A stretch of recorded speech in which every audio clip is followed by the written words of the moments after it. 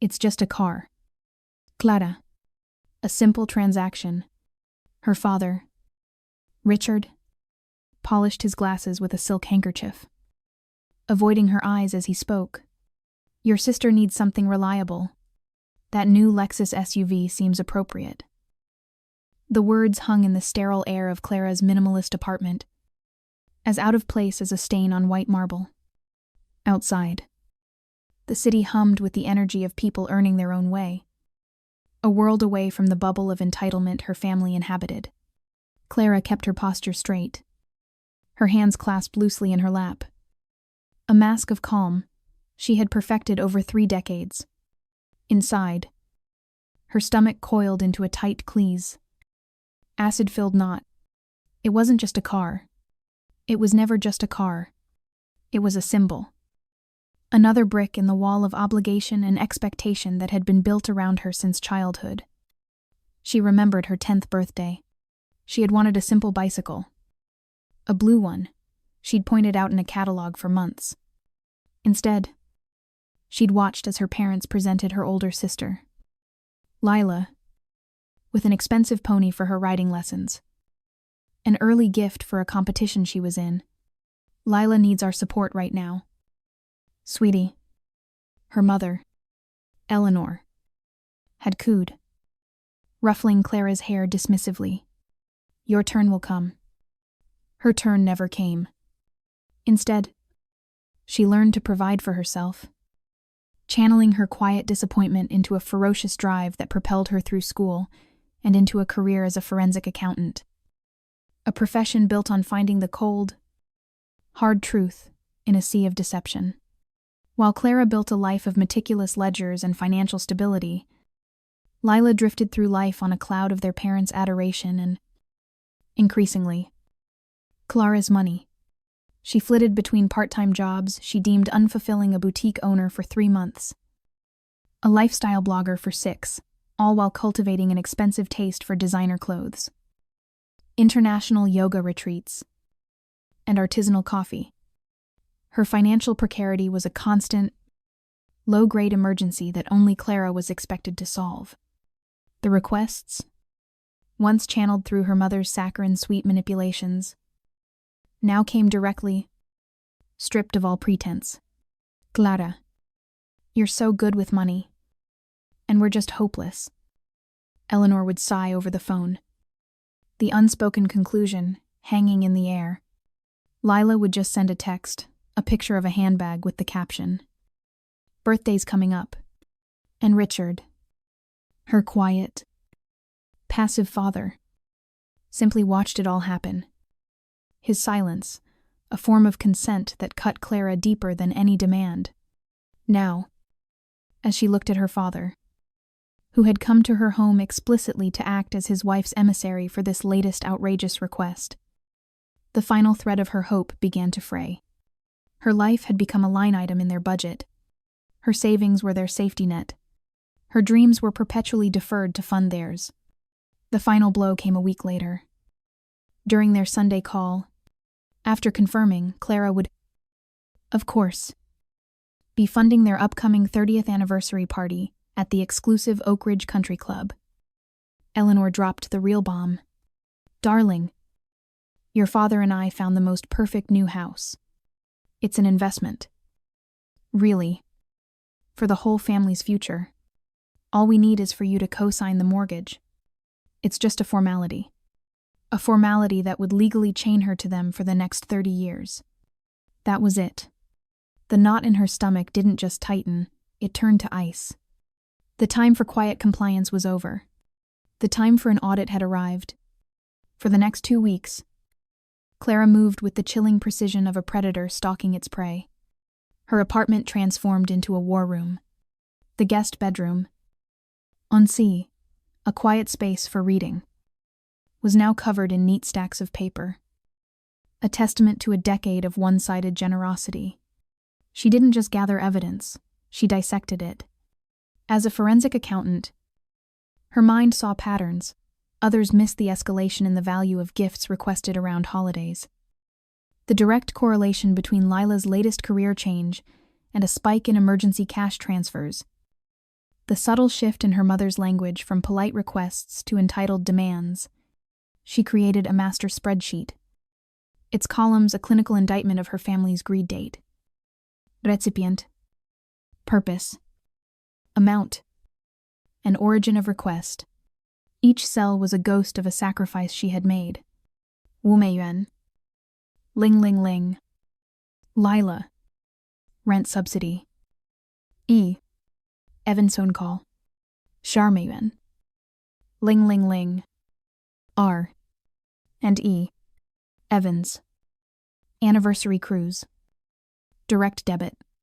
Armeyuan. Sambe. Lila. Designer handbag. L. Even text message. She printed the text messages, highlighting the cloying emojis and casual entitlement. She retrieved scanned copies of checks she had written. The memo lines a secret diary of resentment. For Dad's new golf clubs. Mom's birthday. Diamond earrings. The final figure. Calculated and triple-checked. Made even her breath catch. In 5 years alone, it was over $250,000. This evidence was compiled into a stark, professionally bound report. The cover. In a simple, bold font. Read Financial Support Analysis, a 5-year review of transactions from Clara Evans to the Evans family. Inside, charts and graphs illustrated their dependency with brutal clarity. It was cold, factual, and irrefutable. It was her life's work turned against the people who were supposed to be her sanctuary. Alongside this, she had her lawyer draft a formal cease and desist letter. A crisp, legally binding document that would sever the financial cord for good. Holding it, she felt a tremor in her hand. The only outward sign of the emotional earthquake tearing through her. Memories of her grandmother. A woman forged in hardship. Echoed in her mind. Don't you ever let them make you their mule? Clara, she'd said. Her voice raspy but firm. A mule carries everyone's burdens, but never chooses its own path. Clara had been a mule for too long. During this time, her family remained blissfully unaware. Their calls filled with the cheerful logistics of their own parasitic existence. Eleanor chattered about caterers for the anniversary party and sent links to furniture for the new house she believed Clara would secure for them. Lila complained about the slow service at a spa day Clara had unwittingly funded a week prior. Each conversation was a fresh application of salt to a gaping wound, stealing her resolve. She was no longer just sad or angry. She was an exposed nerve, and the slightest touch sent a shock of cold fury through her. She was ready. The party wasn't just a celebration of her parents' 30 years together. It would be the public declaration of her independence. The Oak Ridge Country Club was a monument to old money and new ambition. A place Eleanor had always aspired to belong. Tonight, thanks to Clara, she did. Crystal chandeliers dripped light onto tables, groaning under the weight of floral arrangements and glistening silverware. A string quartet played softly in the corner. Their music a tasteful veneer over the simmering tensions only Clara could feel. Guests. A curated collection of her parents' friends and distant relatives, mingled with champagne flutes in hand. Their laughter echoing in the high-ceilinged ballroom. It was a perfect illusion. Bought and paid for by a daughter who felt like an intruder at her own execution. Clara sat at the head table.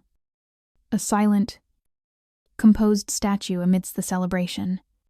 She watched her mother, radiant in a gown that cost more than Clara's first car, hold court, accepting compliments with the practiced grace of a queen. Richard was beside her, his quiet satisfaction a familiar, infuriating sight. He was the loyal consort, content to enjoy the spoils of a kingdom he never had to fight for. Lila, seated next to Clara, vibrated with a nervous energy, occasionally glancing at her sister as if sensing the storm brewing behind her placid expression. As the main course was cleared, the speeches began. Richard gave a brief, mumbled toast to his wife. Then Eleanor stood, basking in the spotlight. She spoke of love, of partnership, of the sacrifices they had made to build a life and a family. It hasn't always been easy, she said, dabbing a tearless eye with a napkin.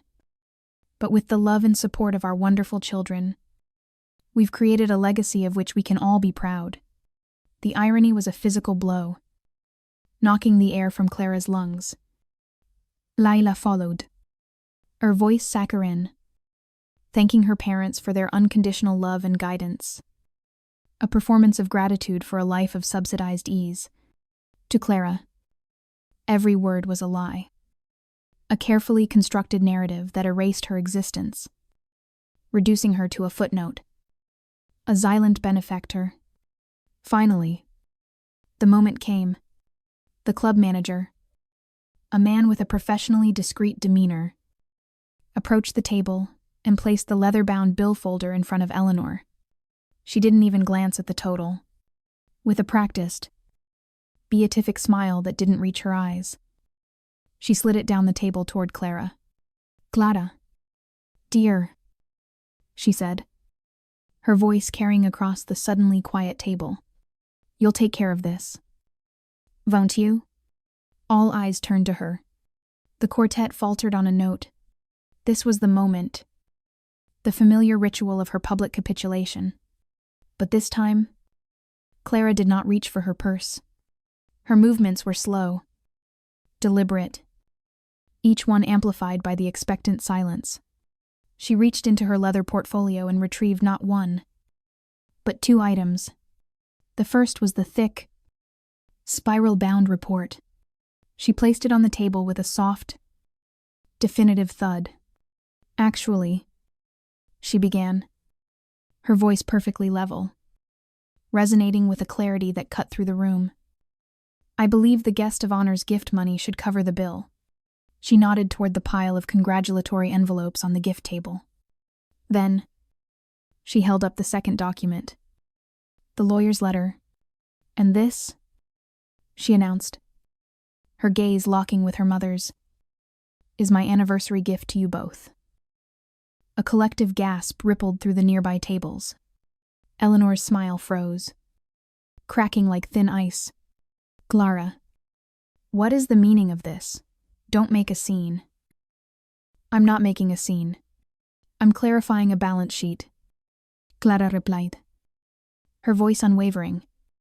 She opened the bound report. The crisp sound of the page turning echoed in the dead silence. "This is the financial support analysis. It details every dollar I have provided to this family for the last 5 years. Groceries, utilities, vacations, cars, clothing, mortgage assistance. Your entire lifestyle." She methodically flipped through several pages, each filled with damningly neat columns and figures. The guests leaned in, their expressions a mixture of horror and morbid curiosity. "The grand total," Clara announced, her eyes never leaving her mother's, "is $274,000. Money earned through 60-hour work weeks, canceled vacations, and deferred dreams. My dreams."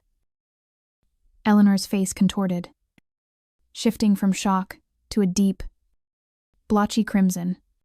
"How dare you?" she hissed, her voice a venomous whisper that carried across the room. "You, ungrateful child. After everything we've done for you, you throw your money in our faces. You've done for me," Clara let out a short, bitter laugh. "You've taken from me. You saw me not as a daughter, but as an asset, a walking, talking trust fund." Lila finally snapped out of her stupor, her face pale. "Clara, stop," she pleaded, her voice trembling. "You're humiliating us in front of everyone." "Wasn't it humiliating when you asked me to pay for your friend's bachelorette party in Bali?" Clara retorted, not unkindly, but with the sharp edge of truth. "Or when Mom had me cover her credit card debt after a shopping spree in Paris. The humiliation." "Lila, has been entirely mine for a very long time. I just carried it silently. You're just jealous of your sister, Eleanor shrieked, her composure shattering completely. You always have been. You resent her because she is loved. And you're trying to turn her against us. I don't resent Lila.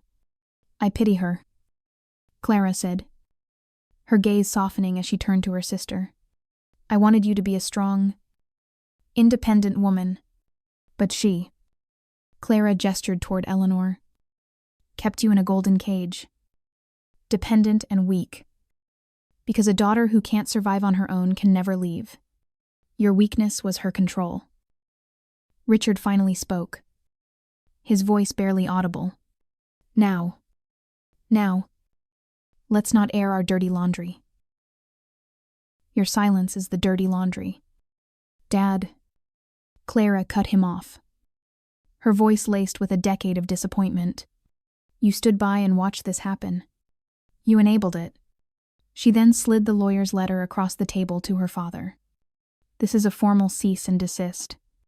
It legally prohibits any of you from contacting me for financial support again. I am no longer your bank. I am no longer your safety net. As of tonight, I am done. She rose from her chair, her movements fluid and unhurried. The weight of every stare in the room was on her. But for the first time in her life, she felt light. She had spoken the truth. The ledgers were finally balanced. Without another word, she turned and walked toward the exit, leaving behind the ruins of a family built on lies. Behind her, the stunned silence was broken by Eleanor's strangled sob of pure rage. The sound of a queen whose kingdom had just crumbled into dust. If you've ever felt the weight of unspoken expectations and the powerful release that comes from finally speaking your truth, let this story be a reminder of your own strength. Your voice matters. Please like and share this video to support stories of courage. And subscribe for more content that empowers you to reclaim your narrative. We'd love to hear your thoughts in the comments below.